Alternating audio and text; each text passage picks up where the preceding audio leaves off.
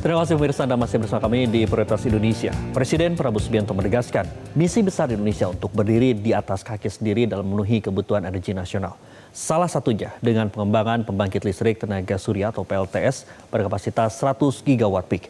Proyek ini juga dirancang sebagai motor penggerak ekonomi baru. Pemerintah menargetkan masuknya investasi pada sektor baterai, transmisi, hingga penguatan industri solar dalam negeri.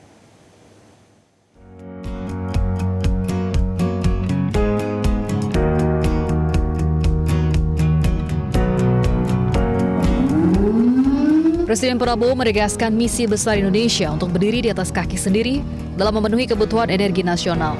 Salah satunya dengan pengembangan pembangkit listrik tenaga surya atau PLTS berkapasitas 100 gigawatt peak.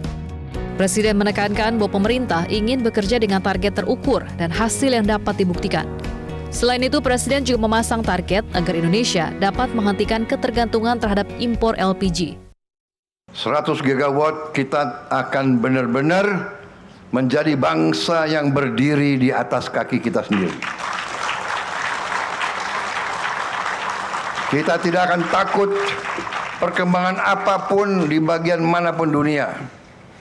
Dengan 100 gigawatt, dengan geothermal yang kita punya, dengan ladang-ladang gas yang kita sudah ketemukan, dengan lifting minyak yang harus naik terus, ya. Kita tidak boleh import lagi 1 barrel pun minyak. Kita tidak boleh import lagi, insya Allah dalam waktu sesingkat-singkatnya, 1 tabung LPG pun kita tidak boleh import lagi. Menteri SDM, siap. Sanggup? Siap, melaksanakan. Pembangunan PLTS 100 GWP bukan sekedar proyek penambahan kapasitas pembangkit listrik. Program ini menjadi bagian penting dari upaya Indonesia mencapai kemandirian energi.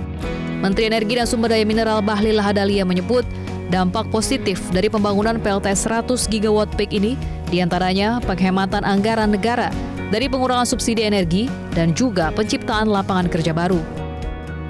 Total investasinya Bapak Presiden dari 100 gigawatt adalah kurang lebih sekitar 73 miliar US dollar atau setara dengan 1.140 triliun lebih. Dari total pekerjaan ini bisa kita melakukan efisiensi terhadap subsidi setiap tahun 73,9 triliun rupiah. Bisa menciptakan lapangan pekerjaan kurang lebih sekitar 5,52 juta lapangan kerja.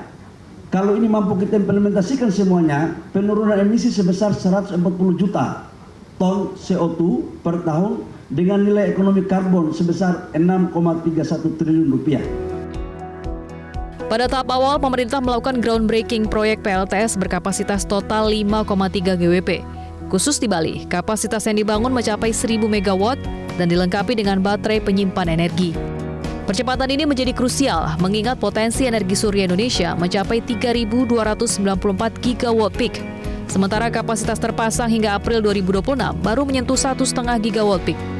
Proyek ini juga dirancang sebagai motor penggerak ekonomi baru.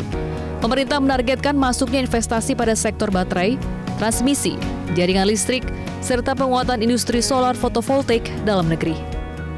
Tim Liputan Metro TV.